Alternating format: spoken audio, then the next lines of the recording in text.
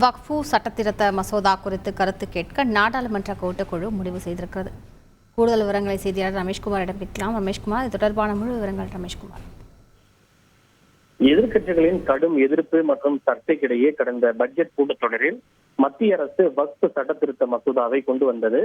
இந்த மசோதா எதிர்க்கட்சிகளுடைய எதிர்ப்பை தொடர்ந்து விரிவான ஆலோசனைக்காக நாடாளுமன்ற கூட்டுக்குழுவின் ஆய்வுக்காக அனுப்பப்பட்டுள்ளது.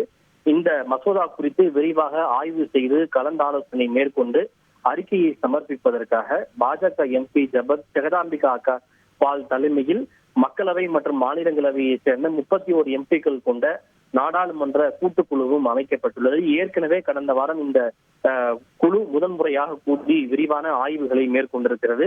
இந்த நிலையில்தான் இந்த வக்ஃபு சட்டத்திருத்த மசோதா குறித்து பொதுமக்களுடைய கருத்துக்களை கேட்க நாடாளுமன்ற கூட்டுக்குழு முடிவு செய்திருக்கின்றது.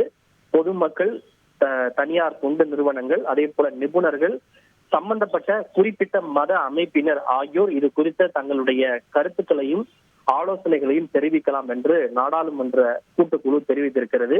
இது தொடர்பாக தங்கள் எழுத்துப்பூர்வமாக கருத்துக்களை தெரிவிக்க விரும்புவோர் இந்த விளம்பரம் வெளியான அடுத்த 15 நாட்களுக்குள் ஹிந்தி அல்லது ஆங்கிலத்தில் இணை செயலாளர், மக்களவை செயலகம், அறை எண் 440, நாடாளுமன்ற வளாகம், புதுடெல்லி என்கிற முகவரியில் கடிதமாக அனுப்பலாம் என்றும், அவ்வாறு இல்லை என்றால் jpcwaqf@sunset.nic.in என்ற மின்னஞ்சல் முகவரியிலோ எழுத்துப்பூர்வமாக தங்களது ஆலோசனையையும் கருத்துக்களையும் அடுத்த 15 நாட்களுக்குள் தெரிவிக்கலாம் என்று நாடாளுமன்ற கூட்டுக்குழு அறிவித்திருக்கிறது.